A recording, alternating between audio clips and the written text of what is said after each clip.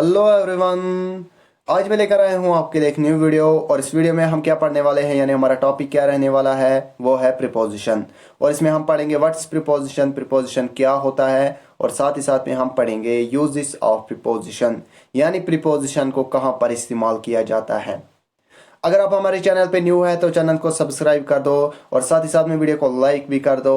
तो आइए शुरू करते हैं अपने वीडियो को। Let us start. What is preposition? छोटी सी डेफिनेशन के थ्रू समझेंगे पहले कि प्रीपोजिशन क्या होता है।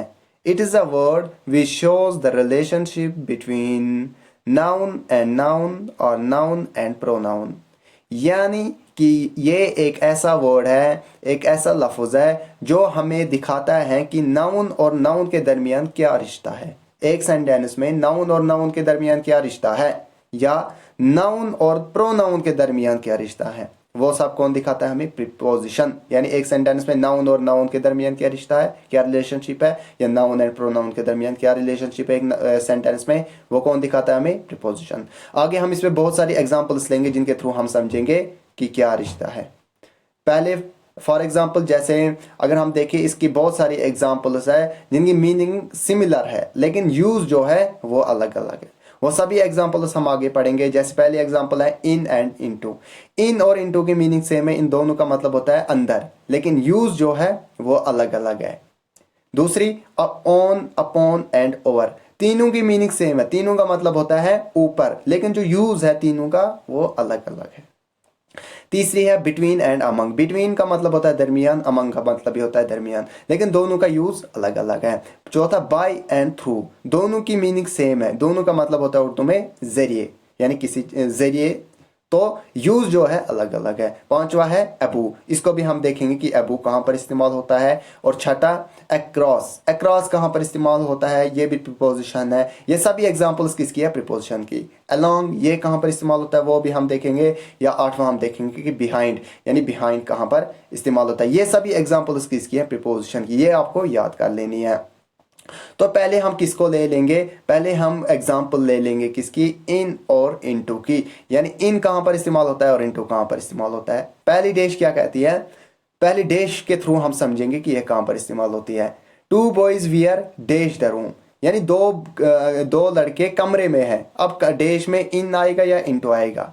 दूसरी example, a boy jumped dash the river. अब डैश में इन आएगा या इनटू आएगा, ये डिसाइड करना है। यानी दो डैश अलग अलग है, लेकिन कहां पर इन आएगा कहां पर इनटू आएगा ये यहां पर समझेंगे। पहली डैश में आया इन, यानी the two boys wear in the room. दो लड़के कमरे में हैं, यानी वो ऑलरेडी कमरे में है, उन्होंने अपनी प्लेस जो है वो चेंज नहीं की, वो ऑलरेडी कमरे में है, ये इसीलिए हमने यहां पर इन इस्तेमाल किया। दूसरी डैश को हम समझेंगे, a boy jumped into the river. Boy ने, एक लड़के ने जंप किया यानी छलांग लगाई रिवर में। पहले वो रिवर से बाहर था, यानी पहले वो बाहर था रिवर से, और उसके बाद वो उसने बाहर से रिवर के अंदर छलांग लगाई। तो यहाँ पर पोजीशन, लोकेशन चेंज हो गई, पोजीशन चेंज हो गई, इसीलिए यहाँ पर इनटू का इस्तेमाल करते हैं।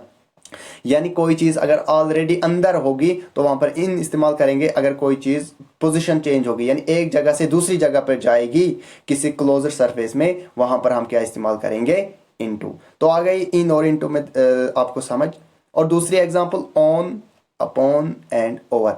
ऑन कहां पर इस्तेमाल होता है, अपॉन कहां पर इस्तेमाल होता है, और ओवर कहां पर इस्तेमाल होता है। इन तीनों पे भी हम ऐसे ही सिमिलर एग्जांपल्स लेंगे। पहली example, book is dash the table. अब बुक यहां पर डैश में कौन आएगा इन तीनों में से, वो आप डिसाइड करेंगे हम अभी। A cat jumped dash the wall, या डैश में अब यहां पर क्या आएगा? तीसरे एग्जाम्पल क्या कहती हैं?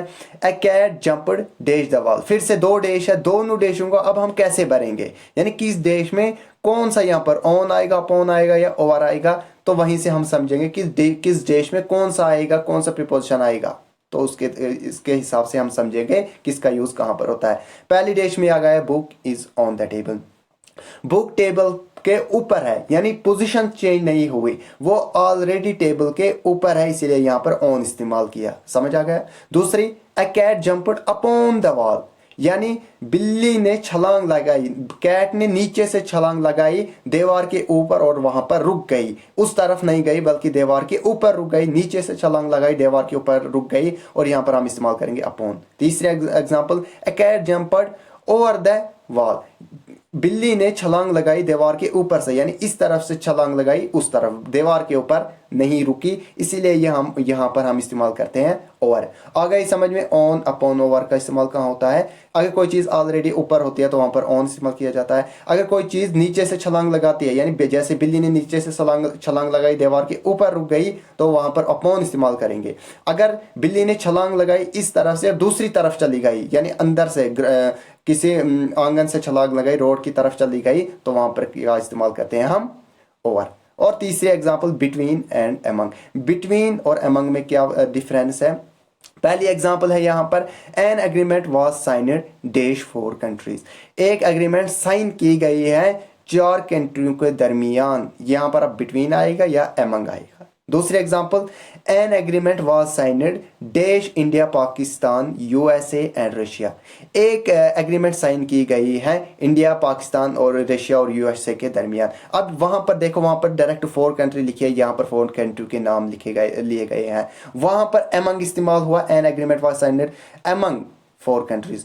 4 कंट्रीज के लिए अमंग क्यों इस्तेमाल हुआ? क्योंकि वहां पर कंट्रियों के नाम नहीं लिए गए, वहां पर ऐसे ही 4 कंट्री के नाम लिए गए, वहां पर कंट्री के नाम नहीं लिए गए, इसलिए वहां पर अमंग इस्तेमाल हुआ। और यहां पर an agreement was signed between India Pakistan USA and Russia, यहां पर कंट्रियों के नाम लिए गए, इसलिए यहां पर बिटवीन इस्तेमाल किया गया। यानी आपको यह याद रखना है, जहां पर भी नाम लिया जाएगा वहां पर बिटवीन इस्तेमाल करना है, और जहां पर नाम नहीं इस्तेमाल किया जाएगा वहां पर हमें अमंग इस्तेमाल करना है। इसको आपको इस तरह इस्तेमाल रखना है। दोनों की मीनिंग हालांकि सेम है लेकिन यूज अलग अलग है। जहां पर नाम लिया गया वहां पर क्या इस्तेमाल करना है? बिटवीन।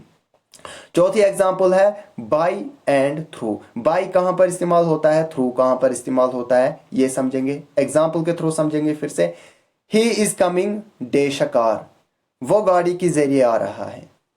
बाई का मतलब भी जरिए, थ्रू का मतलब भी जरिए। अब क्या यहां पर इस्तेमाल होगा? दूसरी एग्जांपल, ही इज कमिंग, फिर से ही इज कमिंग डैश ए बस, वो बस के जरिए आ रहे हैं। पहले में कार के जरिए आ रहे हैं और दूसरी में वो बस के जरिए आ रहा है। पहली डैश में क्या इस्तेमाल होगा, दूसरी डैश में क्या इस्तेमाल होगा?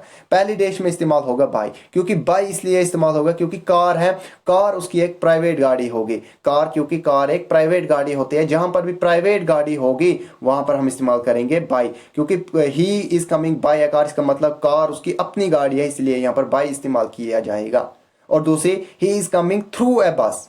थ्रू ए बस, बस यहां पर पब्लिक के लिए इस्तेमाल होते हैं, यानी ये पब्लिक प्लेस की गाड़ी है, इसीलिए यहां पर थ्रू इस्तेमाल किया जाएगा।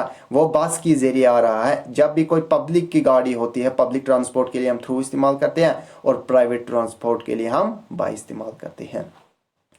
और पांचवी एग्जाम्पल क्या है? अक्रॉस। अक्रॉस कहां पर इस्तेमाल होता है ये समझेंगे एक एग्जाम्पल के थ्रू। फिर से, my friend dash the river, my friend dash the river, my friend across the river, यहां पर एक ही डैश है, क्योंकि मेरा फ्रेंड जो है वो रिवर के उस तरफ है। यानी आप रिवर के इस पार खड़े हो और आपका दोस्त जो है वो रिवर के उस पार खड़ा है, बीच में आपके रिवर है, इसीलिए यहां पर इस्तेमाल किया करेंगे अक्रॉस, यानी उस तरफ। उस तरफ जब आ जाएगा तो वहां पर अक्रॉस इस्तेमाल किया जाएगा। और छठी क्या है? Below and under. Below under, below और अंडर का मतलब सेम होता है, नीचे। और दोनों में क्या सिमिलर एग्जांपल है?